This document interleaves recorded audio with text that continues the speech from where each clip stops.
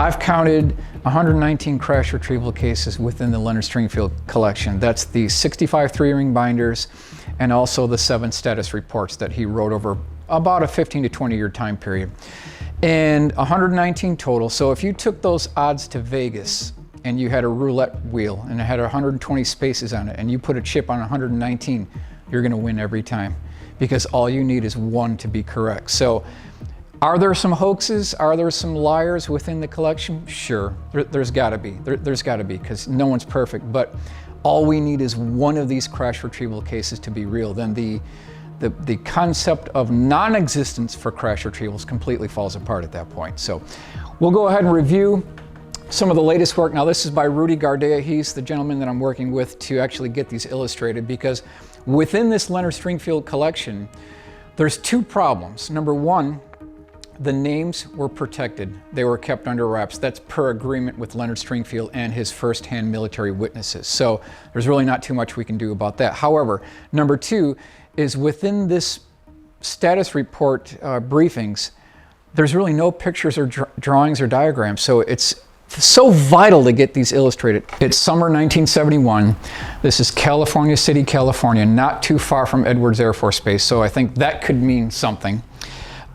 This was a 10-foot diameter dish-shaped craft, 5 feet high, more acorn shaped. Now we're looking at it, viewing perspective is almost a 75-degree, 80-degree down-looking angle.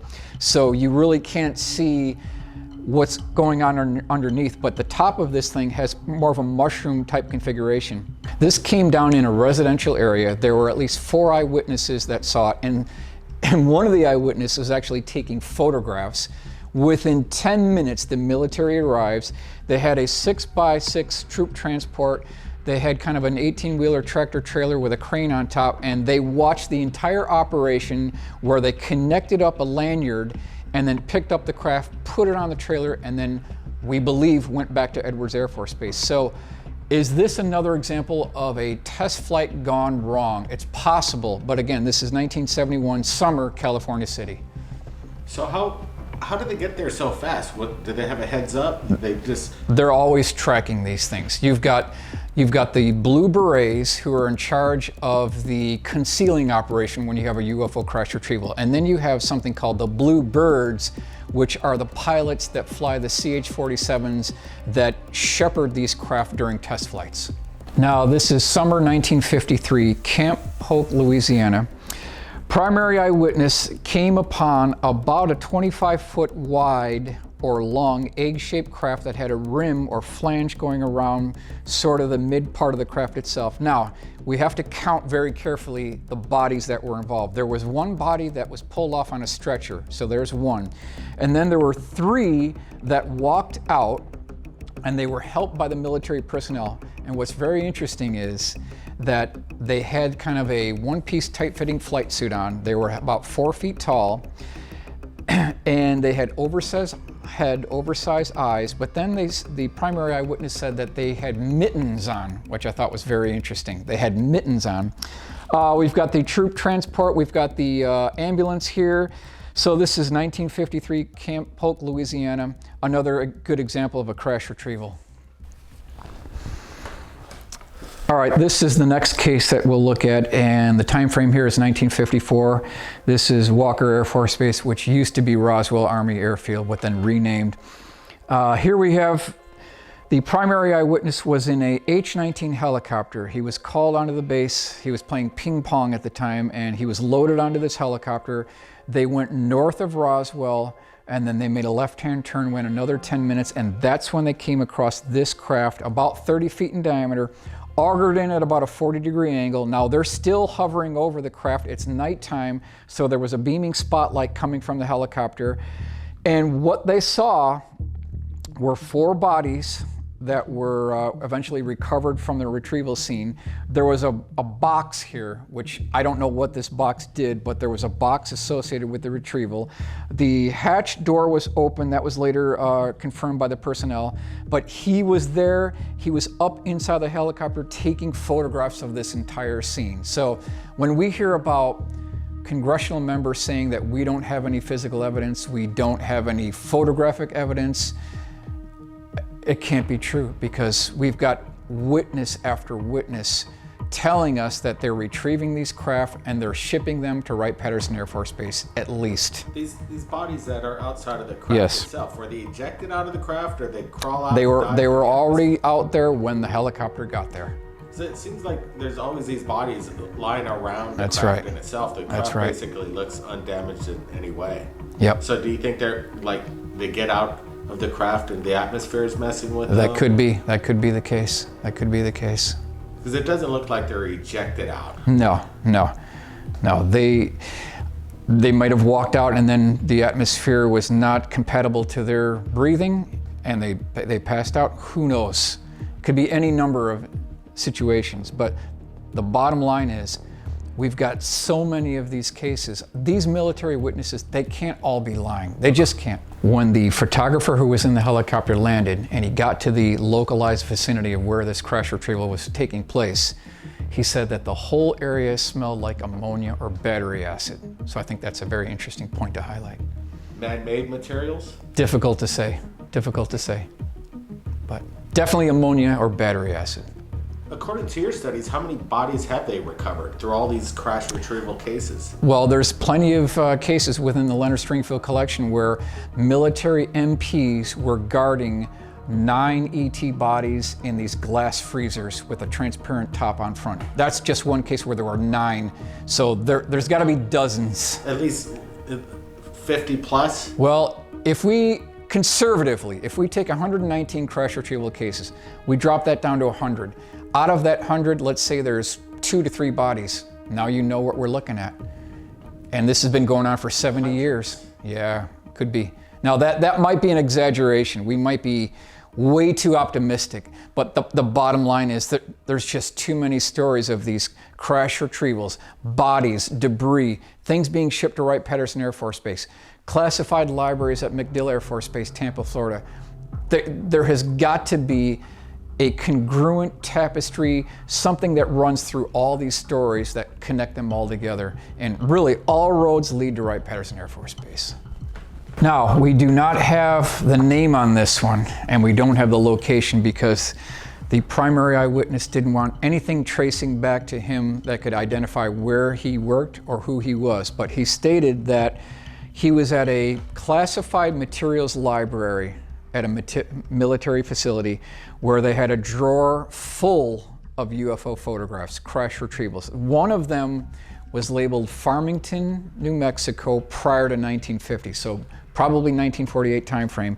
And what this depicted was a southwest location, about a 35-foot diameter dish-shaped craft with a dome on top and a series of circular portholes wrapped around the outer circumference of the craft. So here's another example of them having 8x10 glossy black and white photographs, the real evidence that we're looking for, probably in addition to motion picture film reel. So they actually do have the evidence.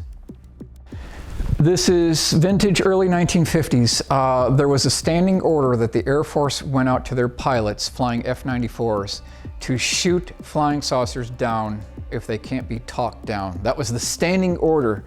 So there were multiple incursions where they were scrambled, they came after these craft.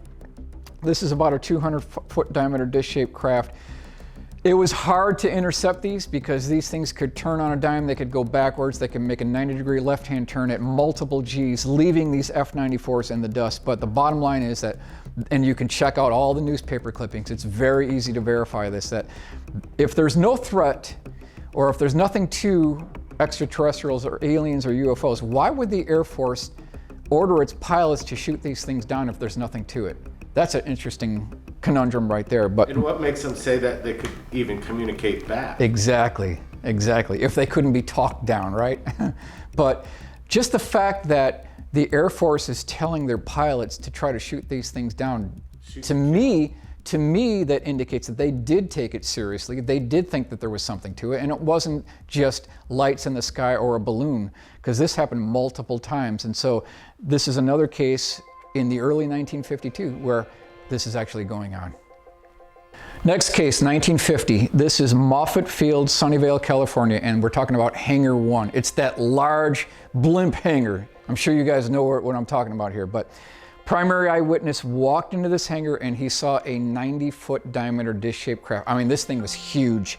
He was ushered immediately away by this guard here. Again, this is by Rudy Gardet. I got to give him credit for this work, but there is something going on with these craft being stored, and a lot of times we hear that it's the United States Air Force that's covering all this up. Well, if we look much deeper, it appears that the entities behind the scenes that are pulling the strings within this phenomenon are, number one, the United States Navy, and number two, the Atomic Energy Commission, the AEC. These two organizations are working hand in hand and are controlling the information, the stream of knowledge, and where these programs are being driven from. That appears to be the case. So this is 1950, Hangar One, Moffett Field, Sunnyvale, California.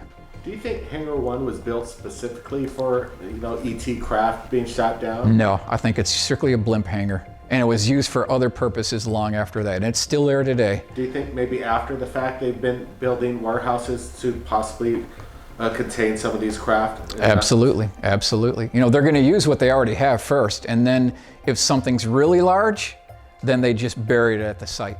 They don't even bother trying to ship it anywhere. They just bury it at the site. So you could say that there's like these craft the size of football fields that are just like they'll bury it on site. That's exactly correct. I mean, what's the point of moving that? The logistics behind something like that will be much too big for them to keep that under wraps. I mean, you have to rip out all these telephone poles and move something that's 300 feet in diameter. And they can't cut it with even diamond tipped. That keeps on coming up again, where we have multiple cases of these different craft coming down, and then retrieval teams trying to breach the hull of the craft with diamond tip drill bits, lasers, and acetylene torches, and they can't do it. So if the craft is too big logistically to transport, just bury it there where it lay. Correct. Crazy. Correct. That's right. That's right. Next case, time frame is 1953, and this is Dutton, Montana. Primary eyewitness was driving his pickup truck down the road. The other traffic was about 1/8 of a mile away, and what he saw when he looked up was a 250-foot long, tapered cigar-shaped craft that was at about an 80-degree angle, pitched up, nose up, and it was trying to pull itself up off the ground, but was having trouble. And he said that it was belching out smoke and flames on the bottom of it. He saw all this at close range. But what's interesting, if you look closely here, and Rudy's done a very good job, there's multiple elements in this case, so we had to composite this out. He said that the oncoming traffic had their exhaust on fire. So there was flames coming out the tailpipe of these oncoming traffic vehicles. That was one thing. Now, when he got to the local restaurant, he filed a report. Coincidentally, there was a police officer that saw this. He filed a report. And when he got home that evening, he got a call from an Air Force personnel at the Air Force Base, and he said, "I want to see you." Great Falls Air Force Base. The next morning he went there. Now that was later renamed Malmstrom Air Force Base, which has a big thing about UFO history as well. So he goes into the base the next morning, and he is basically interrogated by this Air Force general. He's forced to sign non-disclosure agreements. So that's what you see here. He's signing these agreements, papers on the table here. As he's walking away, he runs into these Air Force personnel that have these large sacks over their shoulder and what look like human body parts inside these sacks. Now, I don't know if they were human body parts. I don't know if they were alien. I don't know if they were directly associated with this case, but the timing is suspect because this is literally within 12 hours of him actually seeing this. So these could have been the occupants, perhaps, but bottom line is there's 3 elements to this. There's another case in Argentina in 1954 where almost the identical situation took place, where there was a cigar-shaped craft up at an 85-degree angle with smoke and flames coming out of that one as well. So there's a historical precedence for more than one of these cases. So with all this evidence you've been presenting over the years, thousands of reports, what do people, the general public, what should they take away from this? I think they should take away the fact that these things are going on. They are taken seriously by the United States government, They do have the craft, the bodies, the debris. They've got the physical evidence. They've got the 8x10 glossy black and white photographs, and they've got the motion picture film reels that are peppered around the country at these different repositories. Langley Air Force Base, MacDill Air Force Base, Homestead Air Force Base, Wright-Patterson Air Force Base. They operate on a policy of no single point failure. There is no way in the world that they're going to put all their eggs in one basket. And let's just say that a Russian ICBM comes over and knocks out that facility. Now all of their crown jewels are gone. They have to spread these assets to multiple locations. And I think the bottom line is that they've got the evidence. They've got the evidence, but people that don't have a need to know aren't going to get clued into it. So we as the public, we're left out on the outside. And the only way to make these cases come alive from our eyewitnesses is to get these illustrated to preserve an important part of our national history. If you had one place as a fly on the wall, yeah, unprecedented access, what would be the first on your list to visit?